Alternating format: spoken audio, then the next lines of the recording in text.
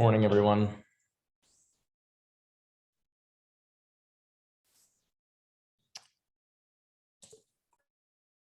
So, thought we could talk a little bit this morning about true lies. So, things that are both true and untrue at the same time in statistical analysis that can sometimes skew our perception and understanding of things like vaccine effectiveness and other epidemiologic phenomenon that we're trying to figure out in the COVID pandemic. So a very famous quote is often attributed to Prime Minister Disraeli, although it's unclear if he said it, but clever nevertheless. There are three kinds of lies: lies, damned lies, and statistics. And let's take a look at statistics. This was a preprint paper that just came out that kind of piqued my interest. And I thought it was really good insight into some of the things we've talked about regarding the difficulty of retrospective cohort studies to look at vaccine effectiveness. So these researchers out of Australia did a survey of Australian adults this fall, or technically spring for them, and looked at their COVID testing behavior related to their vaccine status.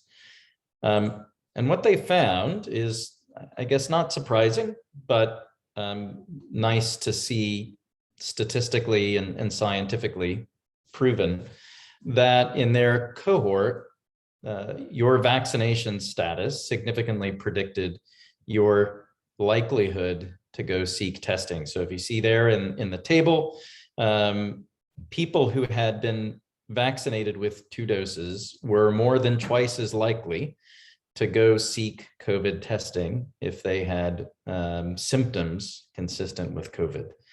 And you can see that when you extend this difference into analyses that are done for vaccine effectiveness, as they point out in their discussion section in the quote on the right, and that can have a huge impact in how you measure vaccine effectiveness in many of these studies. So they comment that if you take that as true, that the effect that they see in terms of test-seeking behavior is true across large populations, then a study that looked at vaccine effectiveness could take a vaccine that actually has 30% true effectiveness and make it look as if the vaccine has an effectiveness of negative 40%. That means in the study, the observation would look as if the vaccine actually resulted in more cases of the infection. And that's all based on just the bias of who gets tested and who doesn't. And they also note that there was a recent study out of Denmark that showed similar results in terms of test-seeking behavior between people who were vaccinated and unvaccinated. So let's extend that and take a look a little bit at some of the data that's come out recently, or at least theoretically at what can happen to some of the data that came out recently. This paper was published again just a few months ago in the fall as an accompaniment to one of the vaccine effectiveness studies that was published in the New England Journal.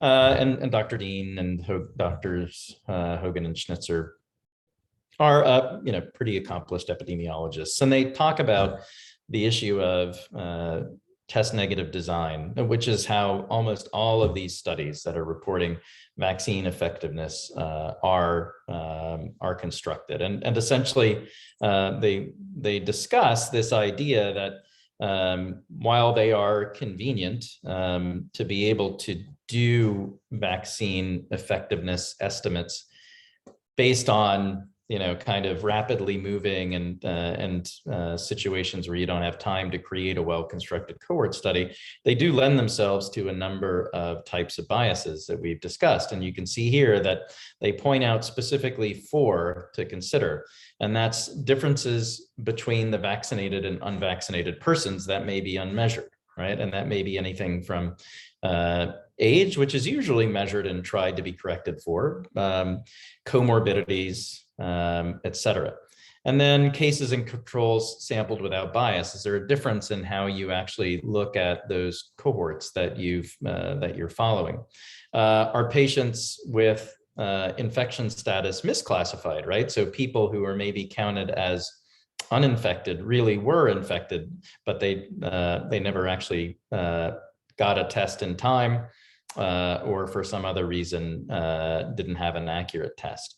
And then finally, are the results generalizable to the population, including differences in things like health-seeking behaviors, as we saw. And they use a notional example of a study looking at vaccine effectiveness. And they talk about the difference between people who were included in a test-negative design. So a test-negative design is essentially, you get people who show up in the hospital and get hospitalized, or people who show up at a clinic, right, and get tested. And then you look at those who test positive and those who test negative, and you look at the odds that each in those group were vaccinated. And then the vaccine effectiveness is simply calculated as 1 minus the odds ratio, right? So that's the ratio of the odds if you're COVID positive versus the ratio of the odds if you're COVID negative that you were vaccinated. And that's how you calculate it. But you have to realize that that calculation is always done just among those patients who seek medical care, right? There's a whole other group of patients who never sought medical care, right? Who aren't included in the analysis. And if that group is very different from the group that sought medical care, then your observed results may actually be very different from the true vaccine effectiveness. And so we only measure that, those 4 strata, A, B, E, and F, which are those people who present to medical care. So let's look at the vaccine effectiveness in this observational study. And you can see the odds of being vaccinated if you were COVID positive is 600 over 4,000, right? So that's 0.15, right? A over E. The odds of being vaccinated if you were COVID negative is 20,000 over 16,000, which is 1.25. So the odds ratio is just those, that first number divided by the second number, which is 0.12. And then your vaccine effectiveness rate is 1 minus the odds ratio, or 88%, right? So in this study, it looks as if the vaccine is 88% effective in reducing COVID-19 infections. Simple enough, right?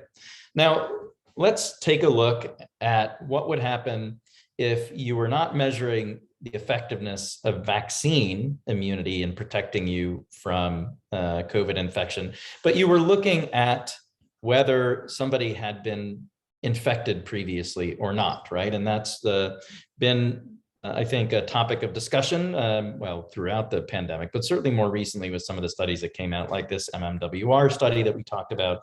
And again, that was a test negative design.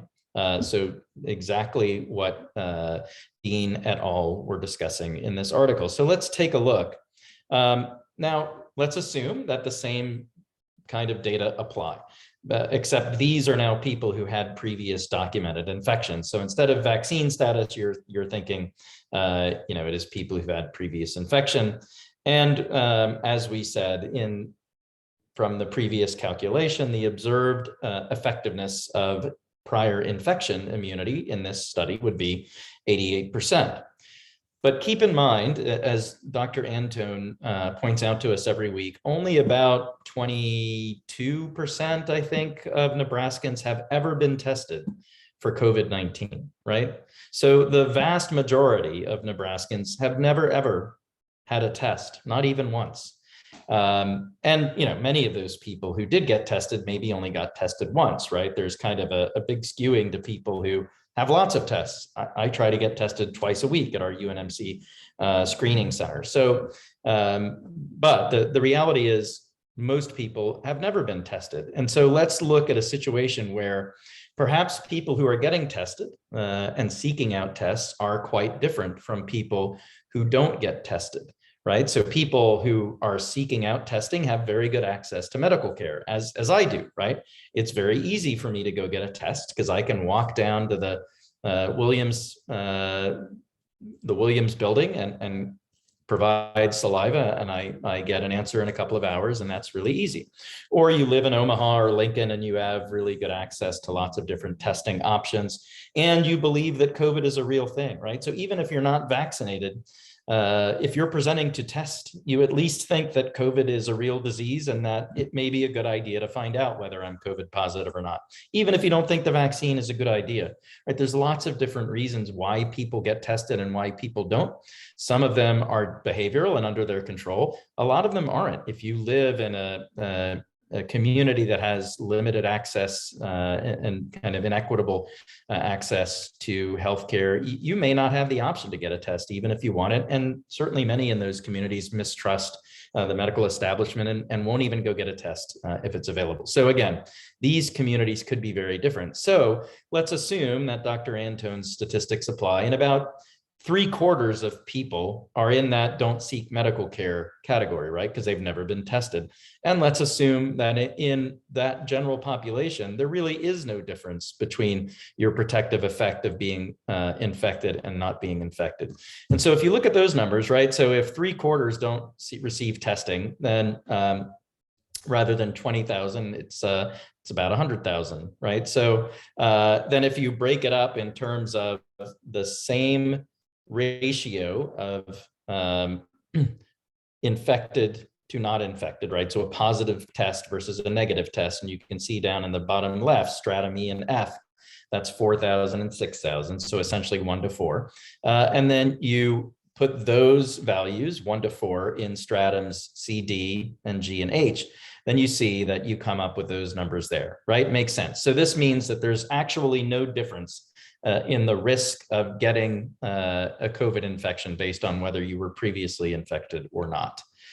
So then if you run those numbers again, what you find is your true odds ratio, because there's still a segment of the population where there is a difference, but that segment is different because they have access to testing and they seek out testing. So instead of 88% vaccine efficacy or infection efficacy, so to speak, the real value is only 21%. So you can see that a real value of 21% based on how you sample that population can be tremendously skewed and make it look as if infection is actually 80% effective, almost 90% effective in preventing infection. But the reality is much different, right? So you need to be really careful about how you look at these test negative retrospective cohort studies and understand that there are opportunities to introduce bias, as this Australian study pointed out very effectively. So lastly, just to leave you with an image, I know people have told us that we need to start living with COVID. Maybe this is not the best time to try to start living with COVID.